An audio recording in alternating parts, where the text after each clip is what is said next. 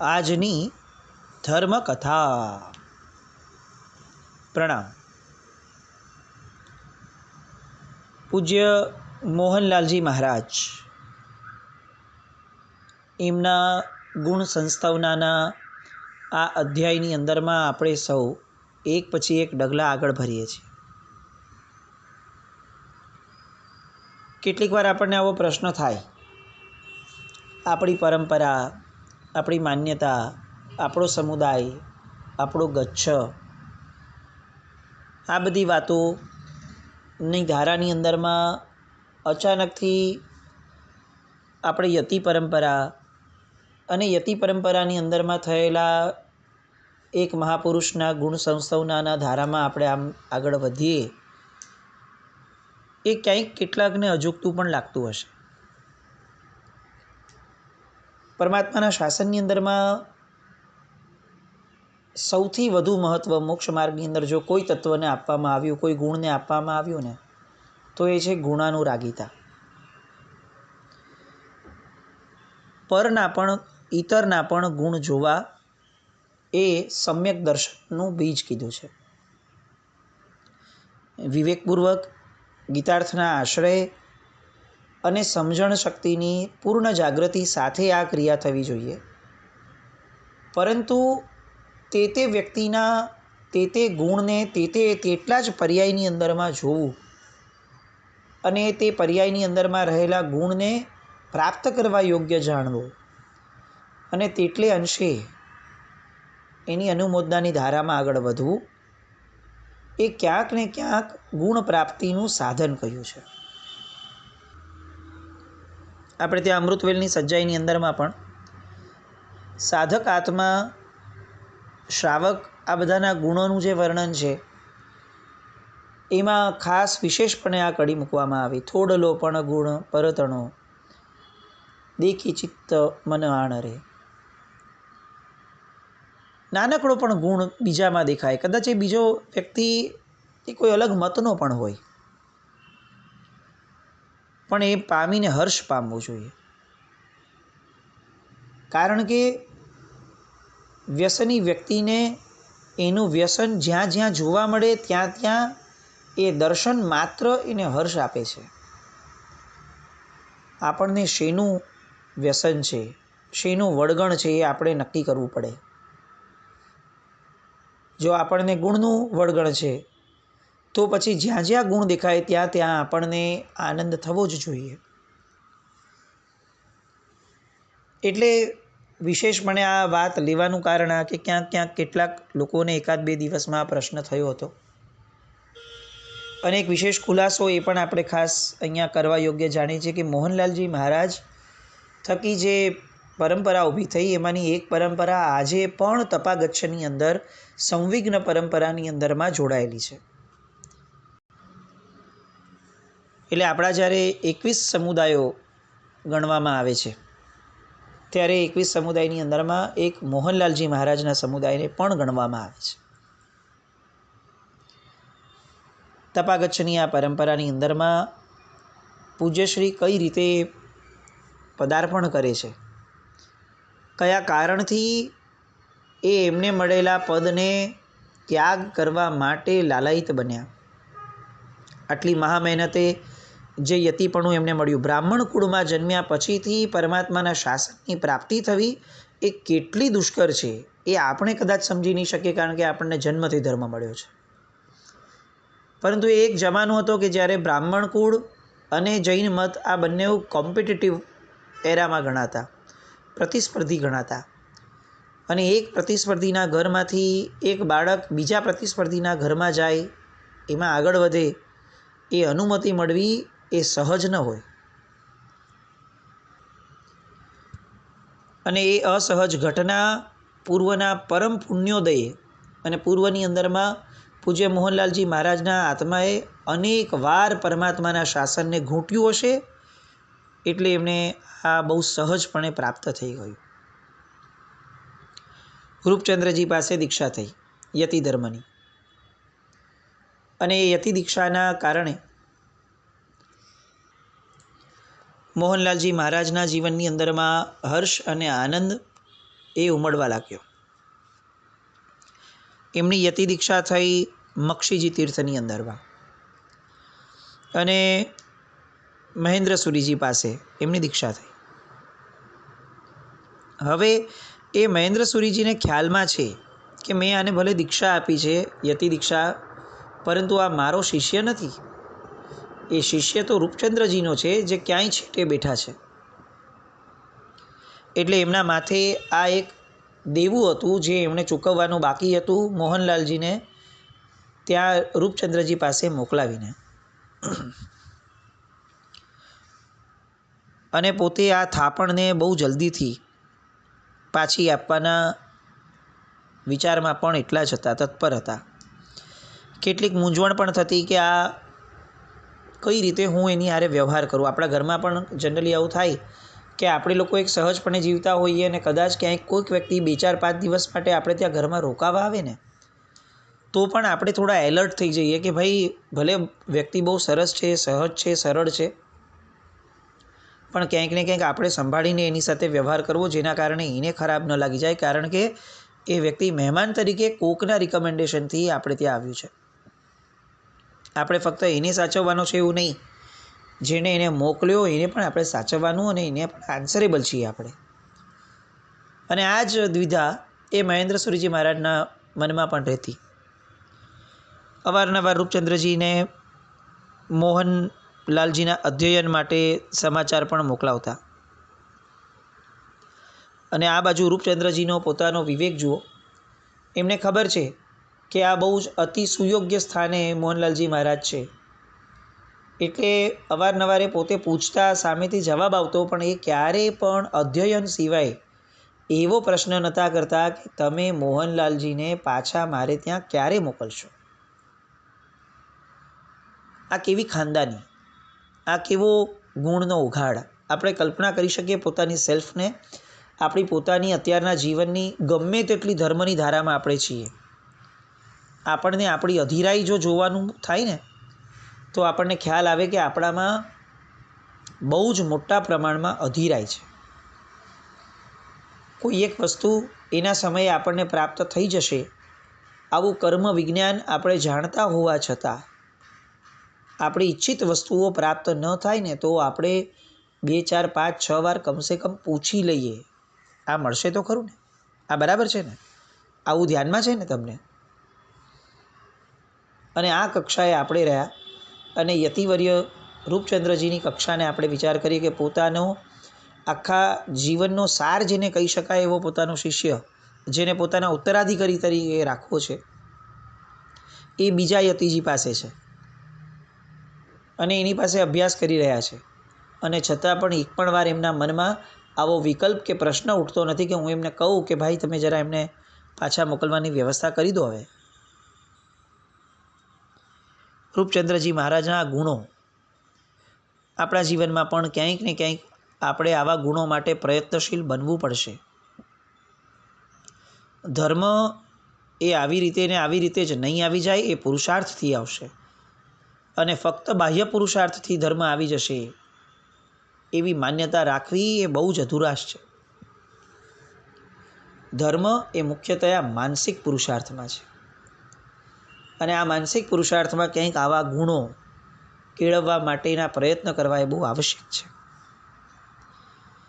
સામેથી એકવાર મહેન્દ્ર સુરીજીએ લખી નાખ્યું કે મુનિ મોહન કી ફિક્ર ન કરે, વો વિહાર કરકે આપકે પાસ આ જાયગા.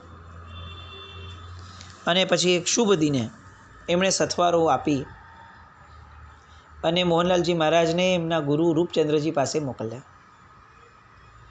બહુ લાંબા સમયના વિરહ પછીથી ગુરુ અને શિષ્યનું મિલન થયું. આંખથી આંખ મળી અને મિલનથી બંનેના હૈયા નાચી ઉઠ્યા. મોહનનું વ્યક્તિત્વ હવે 16 કળાએ દીપી ઉઠ્યું. લોકો એના વચન પાછળ, એની સાત્વિકતા પાછળ, એના સમર્પણ પાછળ ઘેલા થતા ગયા. રૂપચંદ્રજી મહારાજની એવી જબરદસ્ત સેવા એ કરતા, અને એટલા કૃપાપાત્ર બન્યા હતા કે એમનું પુણ્ય જગારા મારવા લાગ્યું. એમનો પ્રભાવ, એમનું વ્યક્તિત્વ, અને આ બધા સાથે જે તત્વ સૌથી વધુ ખીલ્યું એ હતું એમનું ગુણ. એ ગુણ તત્વના કારણે જ એમના જીવનમાં આટલો બધો આડંબર આવવા છતાં, આટલા બધા લોકોનું આકર્ષણ આવવા છતાં ક્યાંય એક નાનકડી પણ અહંકારની રેખા એમના જીવનમાં ન પ્રવેશી. આપણે પરમાત્મા પાસે પુણ્ય માંગીએ છીએ, પણ આ પુણ્ય પચાવવાની શક્તિ માંગવી એ બહુ જ આવશ્યક છે. સંઘના આગ્રહ હતા કે હજી આ બધા રોકાય, પણ તેમ છતાં રૂપચંદ્રજી મહારાજ મોહનલાલજી મહારાજને અને બીજા કેટલાકને લઈ અને માળવા તરફ ફરીથી નીકળી પડ્યા. જે માળવા એ આ મોહનલાલજી મહારાજની દીક્ષાભૂમિ હતી. ત્યાં 2 મહિનાનો સતત વિહાર થયો. માળવામાં પગ મૂક્યો ત્યારે મહેન્દ્રસુરીજી મહારાજ ગ્વાલિયરમાં બિરાજમાન હતા. રૂપચંદ્રજી મહારાજ અને મહેન્દ્રસુરીજી મહારાજ વર્ષોના વાણા વીત્યા પછીથી એકબીજાને બંને ભેગા ગયા. બંનેની વચ્ચે કેટલીક ચર્ચાઓ થઈ, કેટલાક દિવસો સાથે રહેવાનું થતાં ઘણી બધી વાતો, જેની અંદરનો એક ભાગ હતો મોહનલાલજી મહારાજનું ભવિષ્ય. એ બધા પર ચર્ચાઓ ચાલતી હતી અને બંનેએ મળીને નક્કી કર્યું કે અતિ પ્રજ્ઞાવાન એવા આ શિષ્યને ભણવા માટે કાશી, બનારસ મોકલવા. આ બનારસ એ સમયે વિદ્યાભ્યાસનું બહુ મોટું સેન્ટર ગણાતું હતું અને એમાં પણ વ્યાકરણ વગેરે ભણવા માટે તો બનારસ એ અત્યંત આવશ્યક ધામ ગણાતું. બનારસ જવાનું થયું એ પહેલાં કંઈક અણધાર્યું બનતું ગયું. થોડાક દિવસોમાં બનારસ જવા માટેની તૈયારી થતી હતી, પણ અચાનક રૂપચંદ્રજી યતિવર્યની તબિયત બગડી. અત્યંત અસ્વસ્થ તબિયતમાં સારામાં સારી વયાવચ પૂજ્ય મોહનલાલજી મહારાજ પોતે કરતા હતા, પરંતુ કાળની સામે કોનું ચાલવાનું? અને ચૈત્ર સુદ 11 એ દિવસ હતો જ્યારે રૂપચંદ્રજી યતિવર્ય એ કાળનો કોળિયો બની ગયા. એમણે દેહનો ત્યાગ કર્યો. મોહનલાલજી મહારાજ માટે આ આઘાત અસહ્ય હતો, પણ એટ ધ સેમ ટાઈમ પોતે જે જ્ઞાન મેળવ્યું છે એ જ્ઞાનથી એ જાણકારીમાં એમના હતું કે આ અનિવાર્ય પણ છે. જે આવ્યા છે એ જવાના નિશ્ચિત છે. હવે મહેન્દ્રસુરીજી મહારાજ એમના અતિ આગ્રહના કારણે એક સમજણના ઘરની અંદરમાં પોતે આવ્યા અને પછીથી બનારસ જવા માટેનું નક્કી કરાવડાવ્યું. લગભગ 2-2.5 વર્ષ ઉપરાંતનો સમય બનારસ રહ્યા. બનારસની અંદરમાં એકદમ વિદ્વાનને છાજે એવો વિદ્યાભ્યાસ કર્યો. એ સમયે આંગળીના વેઢે ગણી શકાય એવા વિદ્વાનો આપણે ત્યાં હાજર હતા અને એમાં એ યાદીની અંદરમાં મોહનલાલજી મહારાજનું નામ સમાવિષ્ટ થાય એટલો પ્રકૃષ્ટ વિદ્યાભ્યાસ આ બનારસની અંદર થયો. 1.5-2 વર્ષના અંતરાળ પછીથી તરત જ મહેન્દ્રસુરીજી મહારાજ પાસે પાછું આવવાનું થયું. વડીલોની પાસે, વડીલોની નિશ્રામાં રહેવું એ આ મોહનલાલજી મહારાજને અતિ પ્રિય ઘટના રહેતી. અને એટલે એમનો જીવ સદા પણ એમ વિચારતો કે ભલે અહીંયા વિદ્યાભ્યાસ છે, પણ ગુરુની નિશ્રા નથી, વડીલની નિશ્રા નથી, તો મારે વડીલ પાસે જવું છે. અને એમણે ફરી પાછું મહેન્દ્રસુરીજી મહારાજ પાસે આવવાનું થયું. પણ એ આવ્યા અને લગભગ 1.5 વર્ષની અંદરમાં વર્ષ માંડ થયું હશે અને મહેન્દ્રસુરી મહારાજ સાહેબ પોતે કાળધર્મ પામી ગયા. બહુ જ નાના અંતરાળની અંદરમાં પોતાની બંને પાંખ જેને કહી શકાય એ બંને પાંખો એ તૂટી ગઈ. જન્મ લેનાર વ્યક્તિ એનું મૃત્યુ થવું એ અતિશય અનિવાર્ય અને કુદરતી ઘટના છે. પણ આ ઘટનાને સહજપણે સ્વીકારી લેવી એ બધાના બસની વાત નથી હોતી. બંનેના કાળધર્મ પછીથી એક આત્મમંથનની ધારા શરૂ થઈ. એક એવો ઝટકો લાગ્યો, જે ઝટકાને કારણે બાહ્યથી કદાચ બધું જ હતું, પરંતુ અંદરથી એક આત્મમંથનની ધારા શરૂ થઈ. યતિ જીવન જે પોતે પામ્યા હતા એમાં પરિગ્રહનો ખૂબ અવકાશ હતો અને એના કારણે શ્રી પૂજ્ય પદ એ એમને હવે પોતે વારસામાં આવ્યા બંનેના, એટલે લોકો તરફથી એમને માનપાન જે મળવા લાગ્યા એ પ્રકૃષ્ટ કક્ષાના થવા લાગ્યા. શ્રી પૂજ્ય પદ એટલે બીજું રાજપદ. રાજા જેટલો વૈભવ, રાજા જેટલો માન મર્તબો અને રાજા જેવો વૈભવ વિલાસ એ સમયમાં શ્રી પૂજ્યો ભોગવતા હતા. પરિગ્રહને આ યતિ દીક્ષાની અંદરમાં અવકાશ હોય છે અને એટલે અધધ કહી શકાય એવી સંપત્તિ આ યતિ કક્ષાના જીવનમાં રહેતી. આ પરિગ્રહની સામે તેઓ આવનાર દરેક વ્યક્તિનું હિત અને કલ્યાણ કરવાની ભાવના ધરાવે અને પરમાત્માના શાસન પ્રત્યે એટલા બધા વફાદાર રહે કે શાસન પર કોઈ પણ આફત ન આવે એનું પૂર્ણપણે ધ્યાન રાખતા. પોતાની આ ભવની જેટલી પણ શક્તિઓ છે એ પણ વાપરીને અને દૈવત્વને આકર્ષી અને દૈવત્વ દ્વારા પણ છેવટે એ પોતાની શક્તિઓને કામ પર લગાડતા. આજે પણ આપણે ઘણા બધા શહેરોની અંદર, ઘણા બધા ગામોની અંદરમાં યતિઓની ગાદી જોઈએ છે. આ ગાદીપતિ કહેવાતા યતિષીઓ. એ ગાદી પર બેસતા જ જાણે પૂર્વનો વારસો આખો એમને પ્રાપ્ત થાય અને એ વારસાના કારણે તેઓ ન ધારેલા ઘણા બધા કાર્યો એ ગાદી પર બેસી અને એ લોકો કરી શકતા. અને એટલે જ યતિજીઓને રાજગાદી સાથે કમ્પેર કરવામાં આવતી. યતિજીઓની ગાદીને જેમ રાજગાદી પર બેઠેલા રાજા શોભી રહ્યા હોય, રાજપદ ભોગવી રહ્યા હોય, એમ ગાદી યતિની ગાદી પર બેઠેલા યતિવર્ય એ સમયે રાજવૈભવને ભોગવતા હોય. પણ યતિશ્રી મોહનલાલજીને આ સત્તા, આ આડંબર, આ શ્રીમંતાઈ એ બધી ધીરે ધીરે અરુચિજનક થવા લાગી. એક તો આ બંને ગુરુ ભગવંતોના કાળધર્મથી એમના મનની અંદરમાં બહુ મોટું આત્મમંથન શરૂ થયું હતું. બીજું, જે ત્યાગ એ જ્ઞાનની અંદર ભણ્યા હતા શાસ્ત્રો દ્વારા, એ ત્યાગ એમને ક્યાંય આજુબાજુ એમના જીવનમાં દેખાઈ નહોતો રહ્યો.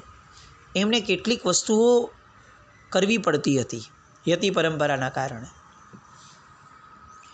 કેટલાક માનપાન જે સાધુપણા સાથે કોઈ કાળે મેચ નથી થતા, એ માનપાન એમણે લેવા પડતા હતા.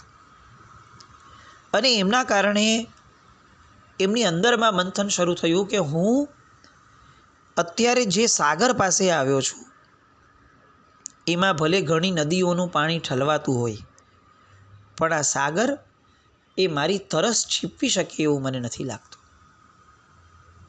જેને તરસ લાગે એ ક્યારેય સાગર પાસે ન જાય, જેને તરસ લાગે એ સરોવર પાસે જાય. અને એટલે આ જે સાગર છે કે જેની અંદર અનેક વૈભવો છે, પણ આ વૈભવનું જલબિંદુ બની અને જો હું જીવન આમને આમ વ્યતીત કરી લઈશ તો મારી તરસ ક્યારેય નહીં છેપાય. જે તરસ શાસ્ત્રોએ મારામાં જન્માવી છે, વિદ્યા અભ્યાસના કારણે મારામાં જન્મી છે કે પરમાત્માના શાસનની અંદરમાં મળેલો આ મનુષ્ય ભાવ અને ભિક્ષુકપણું પરમાત્માનું એ આવું ન હોય, એ કંઈક અલગારી હોય, એ અલખનું હોય. એ આટલા બધા વૈભવ, સંપત્તિ અને આટલી બધી જવાબદારી સાથેનું કઈ રીતે હોઈ શકે? મનની અંદરમાં સખત જૈન દર્શનનો કરેલો અભ્યાસ એમના મનમાં રૂઢ થતો ગયો. એ એવું વિચારતા ગયા એમની ધારામાં ને ધારામાં કે જોવું એ જીવન છે, અનુભવવું એ સંસાર છે, પણ ત્યાગવું એ મોક્ષ છે. આ ત્રિપદી પૂજ્ય મોહનલાલજી મહારાજના જીવનમાં કેટલીય વાર એમના મુખથી આ નીકળેલી ત્રિપદી એમણે પોતે પોતાના જીવનની એ કશ્મકશના સમયની અંદરમાં અનુભવી. જોવું એ જીવન છે, અનુભવવું એ સંસાર છે, અને ત્યાગવું એ મોક્ષ છે. આ માટે સદાકાળ જેનું હૃદય ઉદિત રહેતું હોય, જાગ્રત રહેતું હોય ત્યાગવા માટે, એ જૈન સાધુ છે. ઇન્દ્રિયોના દાસત્વ સામે સદાકાળ જંગે ચડવા માટે જે તત્પર હોય એ જૈન સાધુ છે. અને એટલે હવે એમના મનની અંદરમાં નિર્ધાર થવાની દિશા આવી કે વિષયના દીવા અને વૈભવની રોશની એ ગમે તેટલી જગમગારા કરતી હોય, જગારા મારતી હોય, ગમે તેટલી આકર્ષિત લાગતી હોય, પણ આત્મ સૂર્યના ઉદયની સામે આ જગારાની કોઈ કિંમત નથી. આત્મ સૂર્યનો ઉદય હવે કરવો જ રહ્યો અને એ આત્મ સૂર્યના ઉદય માટે એમણે અવિરતપણે પોતાના મનને કેળવવાનું શરૂ કર્યું. બાહ્યથી જોવા જઈએ તો મહેન્દ્ર સૂરીજીના કાળકર્મ બાદ તેઓ ઉત્તર પ્રદેશ ગયા.